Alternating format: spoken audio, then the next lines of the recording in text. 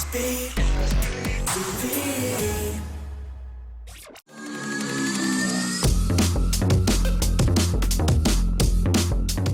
So I'm here with Tina from Infinity Ward, and we've just revealed all the most exciting new things about Call of Duty Ghosts. But what would you say are some of the key things people are most excited about? Well, in multiplayer, for instance, we're giving players more control over their destiny online, so you really have a hold on how you play and the way you want to play. So not only can you customize the way you look, whether you're male or female. I know, girls, can I just say, women, finally. Oh my God.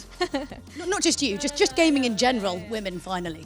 No, it's a good thing. We're really happy we brought it into the game. But also, we changed the perk system around, so you can choose the perks you want by spending the points you want. So ultimately, when the game comes out, if you want to just choose all speed perks, you could totally do that. What would you say are some of the things that you would spend all your points on? Well, I really like Deadeye, which is one of our most expensive perks right now. It's about 5 points out of 8. The reason why it's so expensive is because the more consecutive kills I get, the better chance I have of dealing more bullet damage next time I shoot somebody. So if I want to snipe and get 1 or 2 kills, by the third one, no matter where I hit the body, that person's out. So it's pretty cool. See, I like that because I'm not very good at getting headshots, to be frank. So you can just hit anywhere and then pretty much they're going to go, right? Yeah. So what are some of the other cool things that they can spend their points on? We have Takedown, which is one of my favorites because when somebody dies in the game, there's a skull that appears above their head to let their teammates know where the action is. But if you don't want enemies to see that, you can prevent that by using Takedown. And we also have another one called On The Go, which I think is really useful because most of the times when I die, it's because I'm reloading and trying to get away from the line of fire. But now you can reload and sprint away at the same time with On The Go, so that one's really useful. That's like really good, actually, really, because I do tend to run away and try and hide a fair bit because I'm not that fantastic, let's be honest. So can you talk us through some of the multiplayer modes that we're going to be playing in Ghosts? Oh, sure. So we announced a couple new ones. We have Search and Rescue, which is our take on Search and Destroy. So now when you die, you're not out of the match completely. You drop a tag. So if your teammate's able to pick it up before the enemy does, it respawns you back into the game immediately. We also introduced Blitz. It divides the map into 2 different territories with a portal on each side. The object of the game is to get you or your teammates through the enemy portal to score a point, and it'll send you back to your side of the map. We also have Cranked now, which is a lot of fun to play at the office because of how crazy it gets. It's a very fast-paced game mode where after you get your first kill, you get 30 seconds on your screen, and within those 30 seconds, you have to get another kill or assist, or when the time runs out, your body explodes. I see. I find it quite pressurized anyway doing multiplayer, but like I think I might just buckle under that pressure. I think I remember actually from your presentation where just from like the character customization, you were saying something like 20,000 different kind of combinations. Is that right? That's a lot. Yeah. We're adding a lot into the game, so you can customize your gender, the way your head looks, the different uniforms you have on. So we really want players to really get the experience that they want and look the way they want in game. Because of course, the masks are obviously a really big deal there. Because obviously, you know, within like the main campaign story mode, you're not supposed to kind of reveal like who you are. So is there a lot of customization on that front as well? Yeah, you'll see the mask in game, but it may take a while to unlock. So I suppose at some point we should probably cover the campaign. I know it's like sometimes it's a little bit secondary to multiplayer. So do you want to just roughly kind of talk us through quickly what the plot is for the campaign? Yeah, when we sat down to create Call of Duty Ghosts, the first priority we had was what story did we want to tell in Ghosts. And we really liked the idea and concept of playing as an underdog, because in previous Call of Duty games, you always were the superpower or the best weaponry, the best tech that you could ever want. And playing as an underdog now, it really sets us up to explore new missions that we never would have otherwise.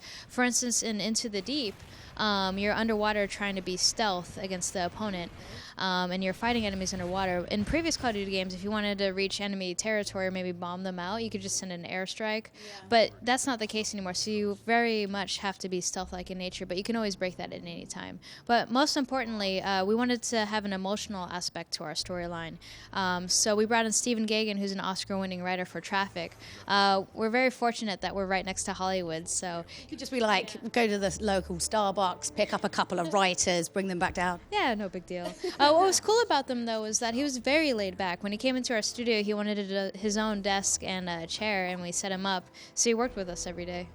So yeah, no, that's really, really cool. And also I think the thing is as well, like everyone kind of likes the underdog, right? Everyone kind of roots for them. And also when I guess if you're trying to build like this idea of the squad and kind of link people together, like nothing kind of brings people together like fighting off against something that is almost unobtainable or impossible to beat, right? Mm-hmm.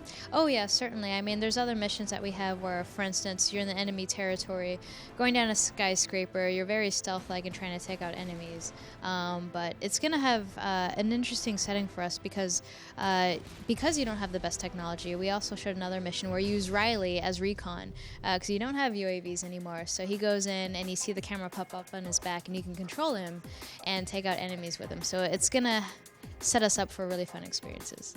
So how did the whole kind of sort of having like a controllable dog, having Riley come about? Because obviously, I mean, I've played Fable, right? So instantly my head goes to, digging for treasure. It's not quite the same, right? It's a little bit more aggressive than that. You're not just like finding things in some sort of English environment. No, when we set out to make Ghost, we knew that we wanted Riley in the game, but we thought of him as maybe like a sidekick or a side character you didn't really explore. But after we met Navy SEALs that came into our office with their dogs, we realized that these dogs are really intense.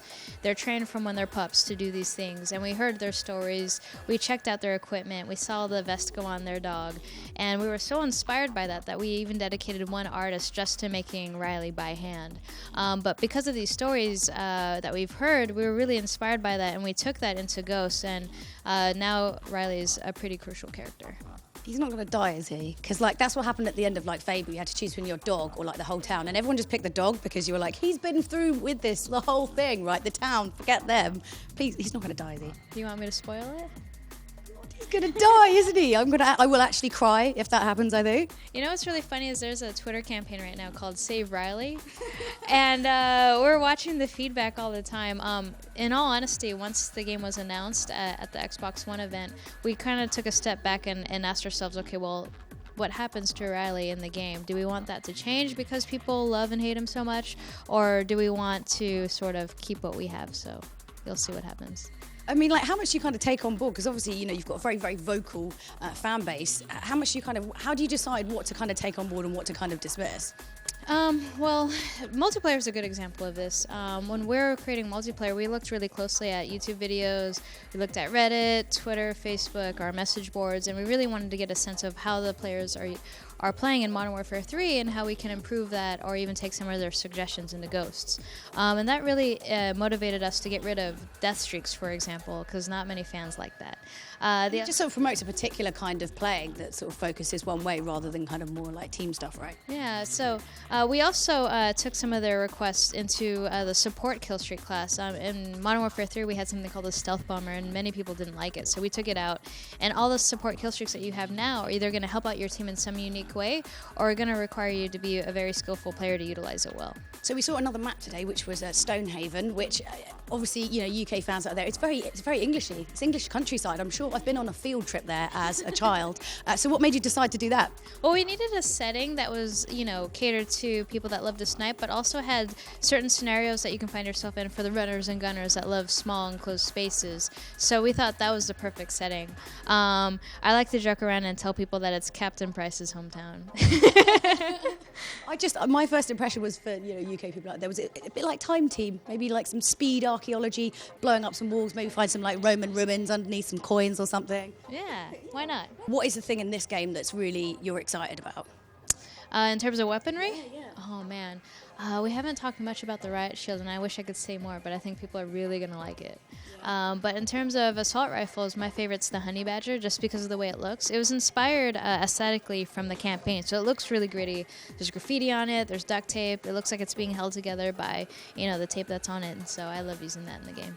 So you were chatting a little bit in the presentation about one of the sniper rifles that you were actually talking about. Like normally when you look down the sort of the site, you tend to have kind of black around the screen and all you can kind of see. So you're actually getting a little bit of peripheral vision on one of them. Is that right? Yeah, so all the built-in scopes that come with sniper rifles, we're showing off the L115, for example.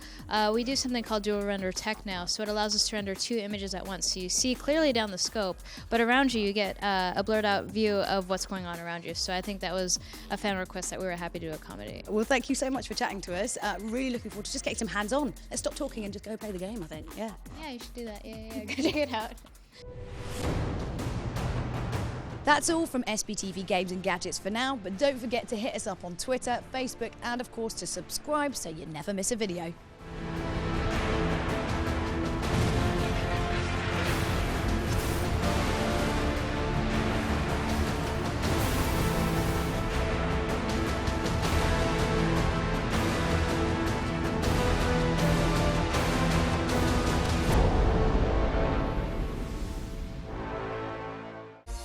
Subscribe to SBTV to keep updated on the latest releases and check out more of our videos below.